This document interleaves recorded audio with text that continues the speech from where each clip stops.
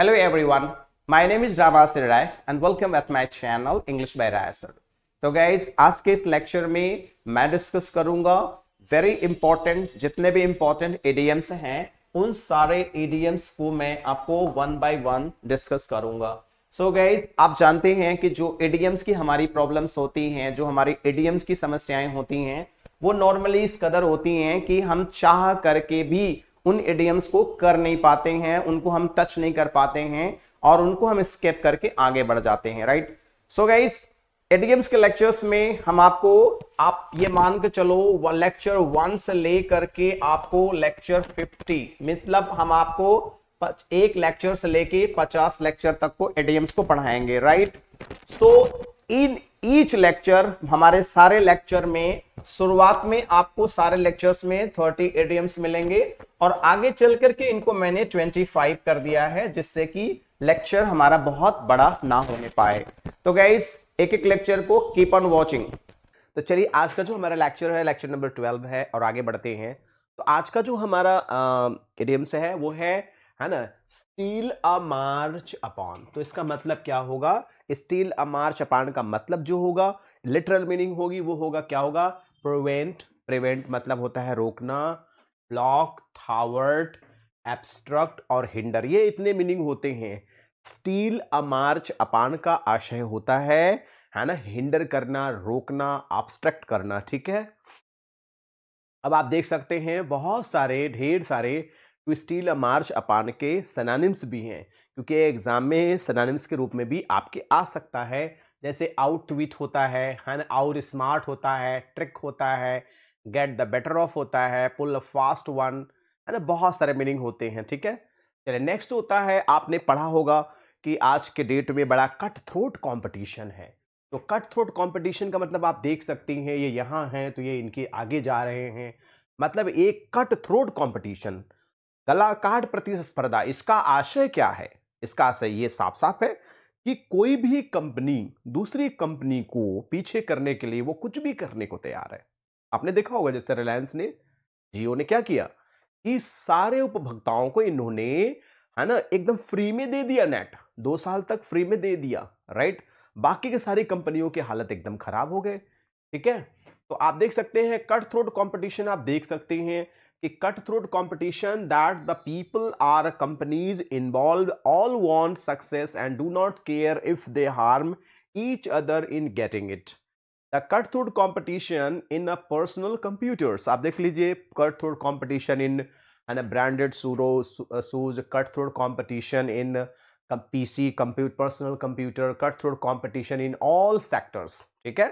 तो देख लीजिए, आप देख सकते हैं इमेजेस आपको, है ना, सारी चीजें बहुत अच्छे से बयां कर देती हैं। कट थ्रोट कंपटीशन यहां भी एक देख लीजिए, कह रहे हैं कि free hair cut if you vote for KCR. अगर मतलब इसे समझिए कि अगर आप, है ना, कहते बीजेपी को वोट देंगे तो आपका बाल क्या होगा? फ्री में कटेगा। ठीक है। इन्होंने कहा कि फ्री हेयर स्टाइल अगर आप आम आदमी को वोट देते, just for fun guys. Okay. Next है कैच अ टार्टर का मतलब क्या होता है? What is the meaning of catch a tartar? तो कैच अ टार्टर का मतलब होता है, ध्यान दीजिएगा, to deal with someone or something that prove unexpectedly troublesome or powerful. मतलब होता है किसी चीज को डील करना जो कि काफी कठिन हो या डिफिकल्ट टू मैनेज हो। आप देख सकते हैं जैसे while fighting with Indian army the enemy realized that they had caught a tartar। तो कैच अ टार्टर का मतलब आप समझ लीजिए जैसे कि पाकिस्तान ने कई बार भारत पे आक्रमण किया, लेकिन क्या हुआ कि हमारी आर्मी इतनी ताकतवर हुई कि उनके लिए हमारी आर्मी को झेलना बहुत ही कठिन काम हो गया। तो ये कह सकते हैं कि पाकिस्तानी आर्मी बोलेगी कि दे, है ना, to fight with Indian army is like to catch a tartar. ठीक है। तो कैच अ टार्टर का मतलब आप समझ गए होंगे, कारगिल वार के समय how Indian defeated Pakistan in Kargil war 1909। ठीक है। चलिए, तो कैच अ टार्टर मींस क्या होता है? To catch a dangerous person or encounter a person who is too stronger for the assailant. मतलब समझ गए आप लोग, एकदम बेहतरीन डेफिनेशन है कि यहाँ पे टू रहेगा, थोड़ा सा सही कर लीजिएगा। To catch a tartar means इसका मतलब क्या होगा? कैच a dangerous person और किसी व्यक्ति खतरनाक व्यक्ति को पकड़ना या किसी खतरनाक व्यक्ति से लड़ना। Encounter a person who is too strong for the assailant, वह व्यक्ति जो बहुत ज्यादा ताकतवर हो। ठीक है, लेट्स गो अहेड। अब देखिए अगला इडियम क्या है, an apple pie order. Apple pie order का मतलब क्या होता है, आप देख सकते हैं जो पाई होता है, अगर आप इमेज देखेंगे तो मैं आगे दिखाता हूं, पाई को बहुत ही सिस्टमैटिक बनाया जाता है। तो एन एप्पल पाई ऑर्डर मतलब सारी चीज एकदम व्यवस्थित होना।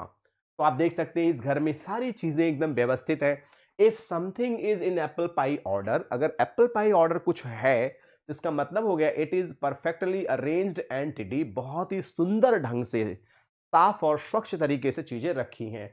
She always keeps her house in apple pie order, my mother keeps my house in apple pie order, my brother keeps, है ना, is house in apple pie order. आप बहुत सारे एग्जाम्पल देख सकते हैं। एप्पल पाई ऑर्डर के एक और एग्जाम्पल देख लीजिए, to describe something which is perfectly clean neat and in order. देख लीजिए बेहतर ढंग का एग्जाम्पल है, Peter cares much for his books and keeps them in apple pie order. Peter अपने घर को बहुत अच्छे, एप्पल पाई ऑर्डर का एक इमेज देख लीजिए आप, एप्पल पाई ऑर्डर में ये सारी किताबें रखी हैं, है ना, is use to refer to something being perfectly that neat and tidy. बहुत ही बेहतरीन एग्जांपल है, आप देख सकते हैं एप्पल पाई ऑर्डर है, कैसे है ना ये पाई जो होता है कितना सिस्टमैटिक, कितने अच्छे से बनाया गया है। ठीक गाइस, ओके तो चलते हैं नेक्स्ट। फॉल फ्लैट का मतलब क्या होता है, देखिए कितना अच्छा इडियम्स है। फॉल फ्लैट, फॉल फ्लैट का मतलब होता है fail completely to get the planned result. कोई प्लान्ड रिजल्ट को पाने में निष्फल हो जाना, असफल हो जाना, उसे फॉल फ्लैट कहते हैं।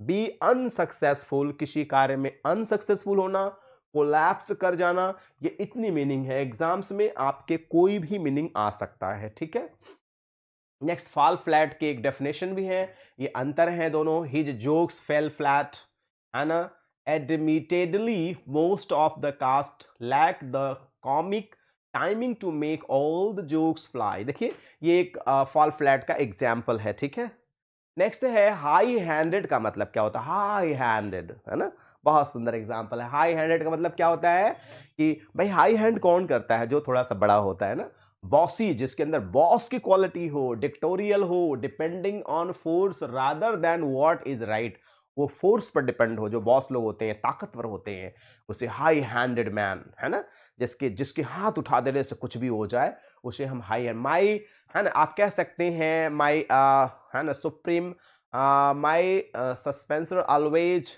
Takes a high handed approach. देख रहे हैं आप। अब देखिए with a high hand idiom का मतलब क्या होता है, आपको एक और सुंदर सा डेफिनेशन है, हैविंग और showing no regard for the rights concern और फीलिंग ऑफ अदर्स।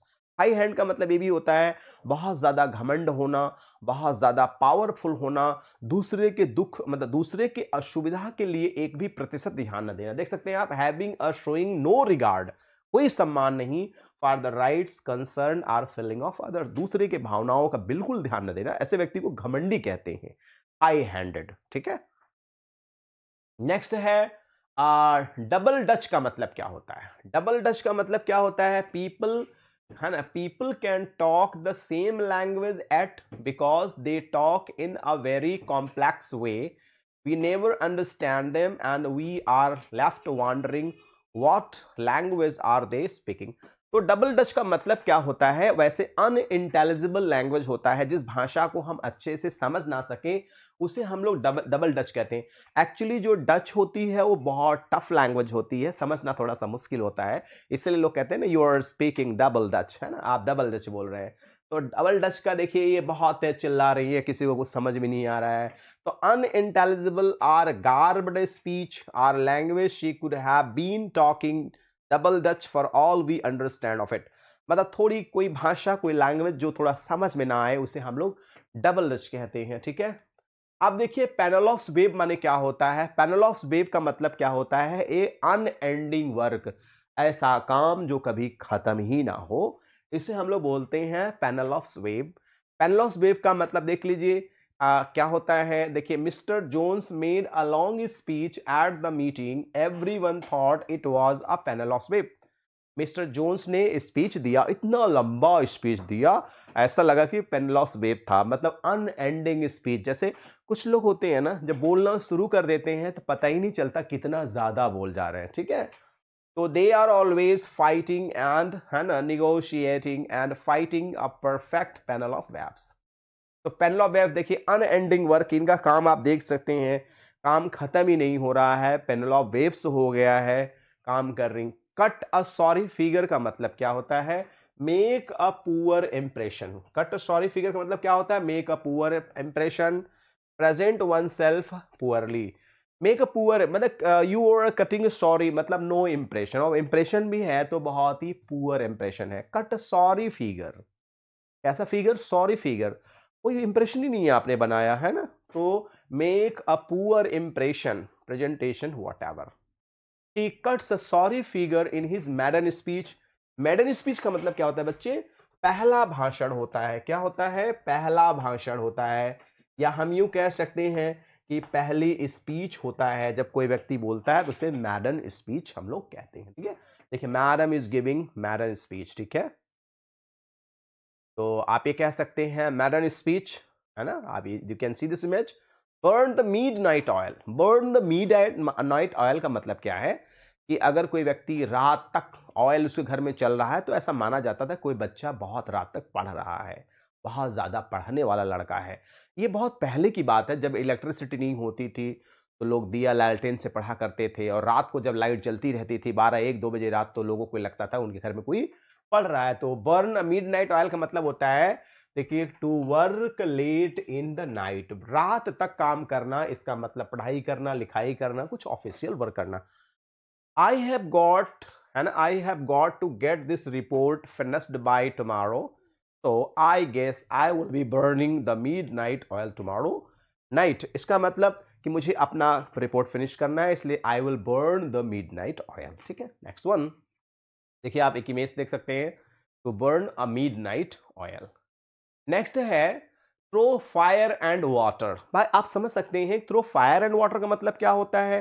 कि फायर और वाटर, इसका मतलब हर सिचुएशन के लिए जो व्यक्ति रेडी होता है, तो through fire in all sorts of difficulties.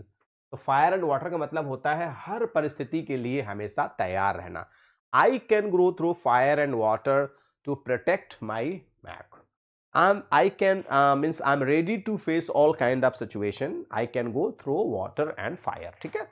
तो थ्रू फायर एंड वाटर हम दोनों भी कंडीशन को झेल सकते हैं। फायर है तो फायर को भी झेलेंगे, और वाटर है बच्चे तो वाटर के लिए भी झेलेंगे, ठीक है।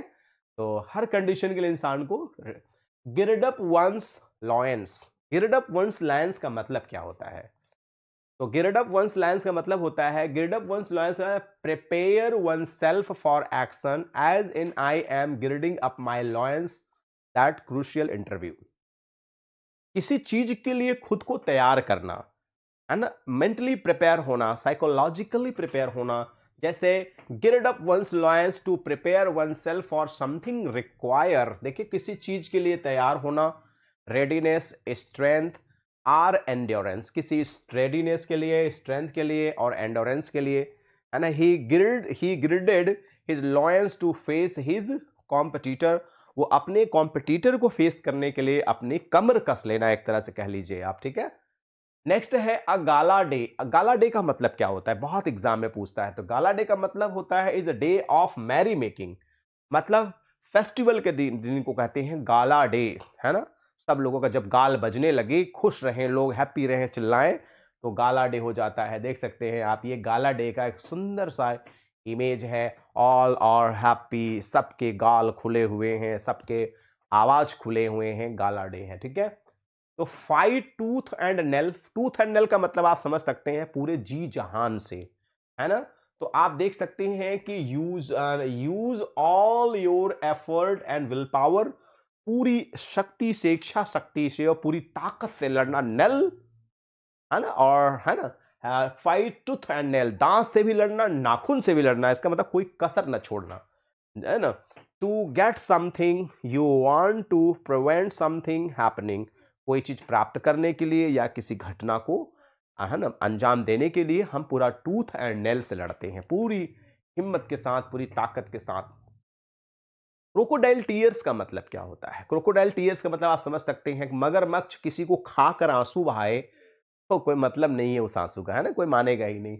तो crocodile tears is an insincere और hypocritical display of grief or remorse, है ना, प्रिटेंडिंग टू बी अपसेट और sorrowful.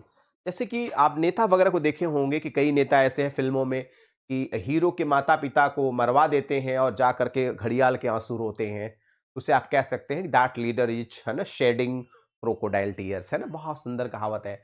Nobody believes your crocodile tears over Peter's leaving. We know you wanted his job for years. ठीक है, तो आप देख सकते हैं क्रोकोडाइल टीयर्स का, she really wasn't sad, he had died, she shed crocodile tears, she really wasn't sad, वास्तव में वह दुखी नहीं थी, है ना, he had died, कि वह मर गया, she shed crocodile tears, है ना, केवल वो मगरमच्छ के आंसू बहा रही है। बहुत सारे केसेस में लोग ऐसा कहते हैं और बोलते हैं। ठीक है, call the dogs of. Call the dog का मतलब ऑफ मतलब समझते हैं आप, मतलब होता है बंद करना। किसी का कुत्ता भाव भाव भाव भाव जैसे आप घर पे जाते हैं करने लगे, है ना, तो जैसे कुछ बॉस वगैरह होते हैं ना, जैसे ही आप पहुंचे या कुछ गड़बड़ हो गया भाव भाव भाव भाव करना शुरू कर देते हैं। तो कॉल द डॉग ऑफ का मतलब क्या होता है? To stop threatening or behaving aggressively, मतलब धमकीपूर्ण बातें और गुस्से से बातें करना रोकने के लिए कहा जाता है। Towards someone, call the dogs off, I will tell you anything you want to know, just stop, है ना, प्लीज स्टॉप स्टॉप, है ना, कॉल द डॉग ऑफ, कहते हैं ना कुत्ते की तरफ भाव भाव क्या कर रहे हो, है ना, शांत हो जाओ तब तो बताऊंगा आपको क्या पूछना है, क्या कहना चाहते हो। तो कॉल द डॉग ऑफ इसी से बना हुआ। आप देख सकते हैं कि मान लीजिए, है ना, ये बॉस हैं और ये एम्प्लॉइज हैं, जैसे ही आए तैसे ही बॉस ने भाव भाव भाव भाव करना शुरू कर दिया। तब मैंने कहा sir please call the dog of. ये बना किससे है कि जैसे किसी घर पे आप जाते हैं, कुत्ता भाव भाव भाव भाव करने लगता है, तो आप कहते हैं भैया कुत्ते को शांत कराइए तब मैं बताऊं क्या कहना चाहता हूं। ठीक है, लाइक दैट।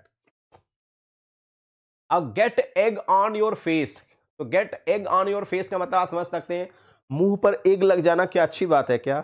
नहीं सर, बिल्कुल अच्छी बात नहीं है। ठीक है, तो to be embarrassed or ashamed, अगर आपके मुंह पे कोई अंडा मार दे लग जाए क्या आप एम्बेरेस्ड हो जाएंगे, शर्मिंदगी आ जाएगी आपके अंदर, है ना, बहुत ज्यादा आ जाएगी। तो आप देख सकते हैं to be very embarrassed because of something you said और डिड, कोई ऐसा काम आपने कर दिया या कोई बात ऐसी आपने बोल दिया जिससे आप अशेम्ड हो गए, उसे कहते हैं कि get egg on your face, मतलब वेरी शाई होना।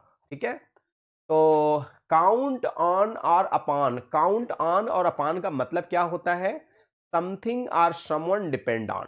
तो काउंट ऑन एक इडियम्स है जिसका मतलब क्या होता है? समथिंग और समवन डिपेंड ऑन, ट्रस्ट या रिलाई ऑन, भरोसा करना होता है। काउंट ऑन का मतलब होता है रिलाई ऑन, किसी पे भरोसा करना, किसी चीज के लिए विश्वास करना, ट्रस्ट होता है। ये भी बहुत सुंदर इडियम्स है। ठीक है, नेक्स्ट है ह्यू एंड क्राई का मतलब क्या होता है?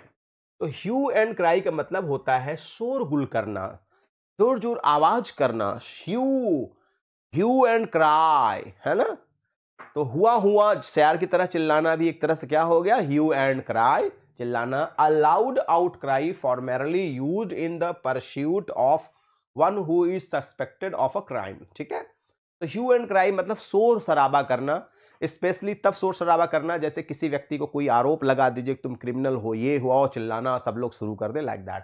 तो ह्यू एंड क्राई मतलब होता है जोर जोर चिल्लाना। A loud outcry formerly used in the pursuit of one who is suspected of crime। देख सकते हैं यहाँ पे कितना भयंकर ह्यू एंड क्राई चल रहा है। तो ह्यू एंड क्राई मतलब, है ना। अगला है कीप वंस शर्ट ऑन। अब आप जानते हैं जब कोई व्यक्ति गुस्सा जाता है बहुत ज्यादा एकदम भयंकर, तो अपना शर्ट वगैरह बटन वगैरह खोल लेता है, तो थोड़ा सा रिलैक्स हो जाता है। तो स्टे काम हो जाएगा, इसका मतलब व्यक्ति शांत हो जाए। Stay calm, be patient, keep your shirt on Bob, they will be here in a time for wedding. मान लो किसी की शादी है और कोई है ना, शादी जिससे होने वाला है वो नहीं रेडी है, वो गुस्सा आ गया, लड़ाई झगड़ा हो गया भयंकर, तो लोग कहते हैं कि, है ना, keep your shirt on. On का मतलब शर्ट वगैरह खोल लेना, ऊपर चढ़ाना, जिससे आपको प्रॉपर एयर मिले, हवा मिले, ऑक्सीजन मिले, जिससे आपकी गुस्सा ठंडी हो जाए। तो स्टे काम होगा। कीप वंस शर्ट ऑन का मतलब होता है stay calm. Keep your shirt on का मतलब होता है टू काम डाउन। देखिए फिर मीनिंग एक मिल गया आपको, to calm down. And not to be angry or impatient, गुस्सा ना करना क्योंकि गुस्से से कुछ होता नहीं सिवाय काम बिगड़ता है। And aunt you ready eight, अभी तक आप तैयार नहीं हैं। Keep your shirt on, I will be ready in a minute, मतलब आप शांत रहिए, काम रहिए, मैं बस 1 मिनट में आ रहा हूं। नेक्स्ट है स्क्वायर मील का मतलब क्या होता है, फुल एंड बैलेंस्ड मील होता है। स्क्वायर मील कहते हैं ना आजकल मेरा स्क्वायर मील चल रहा है, इसका मतलब क्या है भाई, full and balanced, full and well balanced meal होता है। My son's doctor recommended that he eat 3 square meals a day, क्योंकि वह सुबह शाम 3 बार भोजन करे और बैलेंस डाइट करे। आप देख सकते हैं ये एक बैलेंस डाइट का इमेज है, और आप लोग भी एकदम बैलेंस डाइट करिए, कोई कसर छोड़िए नहीं, ठीक है। तो एक बेहतरीन आपका डाइट भी हो जाया करेगा, ठीक है। तो हाँ, आप कहेंगे कि सर कुछ खिलाया नहीं, तो मैंने आपको एक बेहतरीन डाइट भी दे दिया, ठीक है। Have a brain wave, brain wave माने होता है क्या, एकाएक कोई विचार दिमाग में आ जाना सडनली। जैसे आप बहुत परेशान हैं, क्या करूं क्या ना करूं, देखिए परेशान है, तब इनके दिमाग में आया अरे दादी अम्मा मेरी बहुत अच्छी है ना कुक थी और उनसे मैंने बहुत कुछ सीखा है, मैं एक रेस्टोरेंट खोल दूं, लाइक दैट। तो देखिए लिखा है a sudden and suddenly have a great idea, एकाएक कोई दिमाग में विचार आ जाना। तो Fred had a brain wave, he could use his grandmother secret recipe to start a restaurant. इनको कुछ नहीं समझ में आ रहा था क्या करूं क्या ना करूं, इनके दिमाग में क्या था, मेरी मदर ऐसा सब कुछ जानती थी, अब मैं वही रेसिपी का रेस्टोरेंट खोलूंगा, ठीक है। देखिए क्या है, कम अबाउट का मतलब क्या होता है, टू हैपन या घटित होना। कम अबाउट का मतलब क्या होता है, टू हैपन या टू घटित होना, है ना। अगला है ins and outs. Ins and outs का मतलब आप जानते हैं, अंदर सब बाहर की सारी बातें। I know your ins and outs, मैं आपके सब कुछ इन्स एंड आउट जानता हूं। मतलब इन्स एंड आउट्स का मतलब होता है full detail. I want to know all the ins and outs of my 15 lakh and how and when they will give it to me, है ना। वो मुझे कब देंगे, कैसे देंगे, है ना। किसी के फैमिली के बारे में कह सकते हैं आपकी, I know all ins and outs about his family. Ins and outs का मतलब फिर देखिए एक मैंने दे दिया है इमेज की, फुल डिटेल होता है, फुल इंफॉर्मेशन होता है। He knows all the ins and outs of his father's business, वो अपने फादर के बिजनेस के बारे में सब कुछ जानता है। आई होप समझ गए होंगे आप लोग। चिक बाई जोल का मतलब क्या होता है, जो बहुत घनिष्ठ हो। चिक बाई जोल बहुत सुंदर एडियम्स है। तो चिक बाई जोल का मतलब होता है बहुत ज्यादा घनिष्ठ होना। आप देख सकते हैं वेरी क्लोज इंटीमेट, कोई आपका बहुत ज्यादा इंटीमेट होता है, कोई बहुत ज्यादा घनिष्ठ होता है, तो चिक बाई जोल कहते हैं। आप देख सकते हैं ये दोनों बच्चे क्या है, very close, or close together, दोनों चिक बाई जोल है, बहुत प्रसन्न है। Don't look a gift house and horse in the mouth, मतलब कोई गिफ्ट की तरह हॉर्स के माउथ में देखना। इसका आशय क्या हो जाता है, इसका आशय हो जाता है look a gift horse in the mouth, इसका मतलब find fault with something that has been received as a gift. मतलब कुछ लोग आदत होती है किसी गिफ्ट में कमियां ढूंढना, अरे ये 20 रुपए का गिफ्ट है, अरे बहुत सस्ता है, तो इसे ऐसे ही लोग कहते हैं कि look a gift horse in the mouth, मतलब घोड़े के मुंह में गिफ्ट को देखना। आप सोच सकते हो कितना खराब है, घोड़े का मुंह दिखना कितना खराब होता है ना। मीनिंग क्या होगा, to complain if a gift is not up to your expectation. भाई आपने सोचा था कि वो गिफ्ट बहुत महंगा ले आए और बहुत सस्ता ले आए, तो उसी को बोलते हैं ये। When Aunt Lara bought a Cynthia a beautiful dress, she looks gift horse in the mouth। आप समझ में आ ही गया होगा आप लोग को। टू कीप एब्रेस्ट ऑफ का मतलब क्या होता है, एब्रेस्ट ऑफ का मतलब होता है to remain closely informed about something, to follow the developments of something और some situation. Do you want to stay I am sorry do you want to stay abreast on both local and world wide current events. तो abreast का मतलब होता है to remain closely informed, मतलब किसी चीज के बारे में पूरी जानकारी होना, ठीक है, लेटेस्ट और फुल डिटेल होना, नॉलेज होना। इंफॉर्मेशन अबाउट द पीपल, लोगों के बारे में। कीप द एब्रेस्ट ऑफ मतलब होता है लोगों के बारे में पर्याप्त नॉलेज होना, पर्याप्त ज्ञान होना। अब cast pearls before the swine, मतलब समझ रहे हैं, जंगली सुअर के सामने आप मोती बिखेर दो, कोई मतलब है, भैंस के आगे बीन बजाने वाली बातें हैं एकदम से।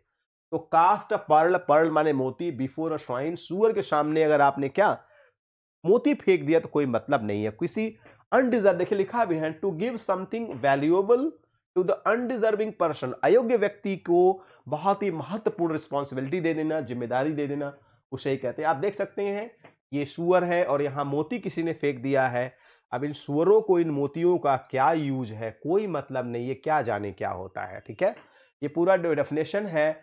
Offer valuable things to people who do not appreciate them, कोई ऐसी कीमती चीज देना, किसी को देना जिसकी कदर ही वो ना जाने। समझ गए आप? तो इसी को ही कहा जाता है carry coals to Newcastle. Newcastle क्या है? न्यू कैसल एक ऐसा प्लेस है जहां पे कोल बहुत ज्यादा पाई जाती है, वहां कोल ले जाने का कोई मतलब। न्यू कैसल एक प्लेस है जहां पे बहुत ज्यादा कोयला पाया जाता है, अब वहां ले जाना मतलब फालतू का काम करना। तो लिख सकते हैं carry a take coals to a Newcastle, you are doing something that is totally unnecessary, you are taking or giving something to someone which is and which he does not really need, perhaps he already has a lot of it. to carry coals to a new castle मतलब कोई ऐसा काम करना जिसकी आवश्यकता नहीं है। ये देखिए, carry coals to a new, है ना, new state to take something to a place where there is plenty of available. Newcastle is a town in northern England where a lot of coal was produced. ठीक है, ये एक story है जिसको आप जान करके, है ना, समझ गए होंगे। Bring home to the book, इसका मतलब होता है पनिश करना, बड़ा ही प्यारा इडियम्स है। Bring someone to book, to punish someone when they have done wrong, किसी व्यक्ति को पनिश करना अगर उन्होंने कुछ गलत किया है, तो ब्रिंग समवन टू बुक कहा जाता है। Bring someone to book, if you bring someone to book you punish them for an offence और make them explain their behaviour officially. Police should be asked to investigate that guilty can be brought to book soon। देखिए पूरा definition समझ में आ गया होगा। ये देखिए boss हैं, इन्होंने कुछ गड़बड़ किया होगा तो ब्रिंग हिम बुक मतलब गलत व्यक्ति को पनिशमेंट देना। ठीक है, तो गाइज आज की इस वीडियो से 30 इंपॉर्टेंट मैंने इडियम्स डिस्कस किए।